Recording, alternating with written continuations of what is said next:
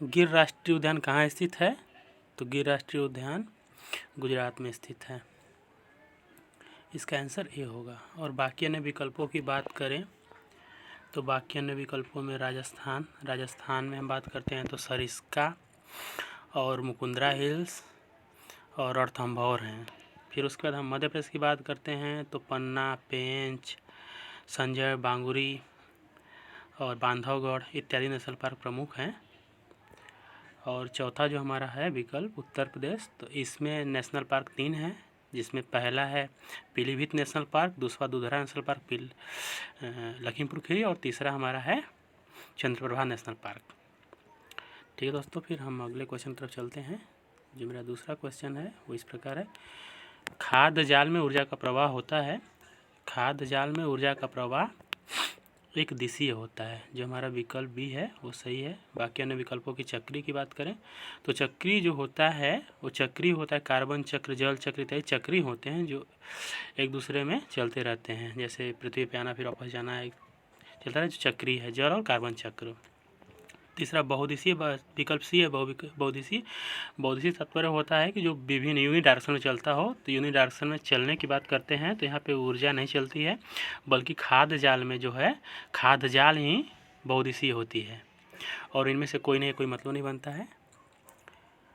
और हम अगले क्वेश्चन तक चलते हैं। जो अगला क्वेश्चन है, सर्वप्रथम पारिस्थितिकी स्तूप की संकल्पना या परिकल्पना किसने प्रस्तुत की थी? तो इसका आंसर होगा चार्ल्स एल्टन।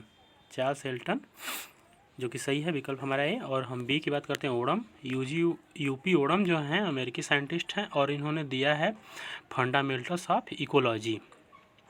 और एजी टांसले की हम बात करें जो विकल्प सी में, एजी टांसले ने जो हमें दिया है इकोसिस्टम शब्द दिया है और इन्होंने परिभाषित किया इकोसिस्टम है क्या, और इनका बहुत बड़ा रोल है पर्यावरण पारिस्थितिकी में इकोसिस्टम को परिभाषित करने में। और हमारा जो विकल्प डी है चार्ल्स डार्विन की, तो चार्ल्स डार्विन की जो कि महत्वपूर्ण जीव वैज्ञानिक और जियो फिजिक्स की फील्ड में काम किया है। और इनकी जो पुस्तक है ओरिजिन ऑफ स्पीसीज, और इनका जो सिद्धांत है क्रमिक विकास का सिद्धांत, और दूसरा महत्वपूर्ण सिद्धांत है जो वो सिद्धांत है इनका फिटेस्ट टू सर्वाइवल या योग्यतम की उत्तरजीविता। हम चलते हैं नेक्स्ट क्वेश्चन की तरफ। जो हमारा तीसरा क्वेश्चन है वो क्वेश्चन है, एक खाद्य स्तर से दूसरे खाद्य स्तर में जाने पर ऊर्जा का ह्रास होता है। तो ऊर्जा का ह्रास लगभग आपका 90% ऊर्जा का ह्रास होता है और 10% ऊर्जा जो होती है वो अगली कड़ी में जाती है। जिसे हम इस प्रकार जान सकते हैं कि 10% ऊर्जा अगली कड़ी में क्यों जाती है। और इसका जो नियम दिया है उन्होंने दिया है लिंडमैन नामक साइंटिस्ट ने, जो कि एक जीव वैज्ञानिक थे। उन्होंने बताया है कि किसी एक ऑर्गेनिज्म या ऑटोट्रॉफ से जो उसने नेचर से या फिर हम कह सकते हैं कि वातावरण से लगभग 100% एनर्जी प्राप्त किया है, जो कि प्रोटीन के रूप में होता है। और वो प्रोटीन संचित जो 100% होता है उसका, वो जब कभी कोई उसका दूसरा जीव आहार के रूप में ग्रहण करता है तो उसका जो 100% प्रोटीन वो 90% ह्रास हो जाता है, 10% ही किसी अन्य जीव को प्राप्त होता है।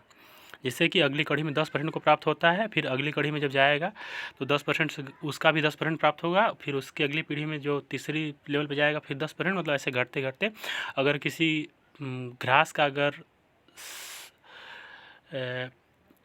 100 कैलोरी ऊर्जा है तो ऊर्जा आगे चल के उसको जो खरगोश को मिलेगी वो 10 कैलोरी, और किसी शेर या किसी अन्य जीव को मिलेगी तो आपको लगभग मिलेगी आपको 1 कैलोरी के आसपास में। यही लिंडमैन का 10% ऊर्जा का नियम है। और बाकी अन्य विकल्प डिस्कस योग्य नहीं है। हम अपने पाँचवें क्वेश्चन की बात करते हैं। तो विश्व का 90% जैवभार स्थित है।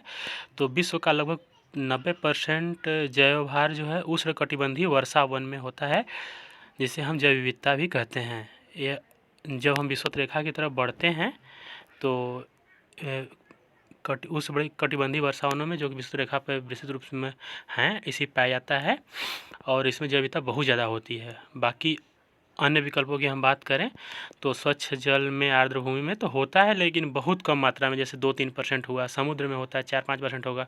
ऊपरी मृदा में 1-2% होगा, लेकिन 90% उष्णकटिबंधीय वर्षा वनों में जैवभार पाया जाता है, जिसमें जैव विविधता सबसे ज़्यादा होती है उष्णकटिबंधीय वर्षा वनों में।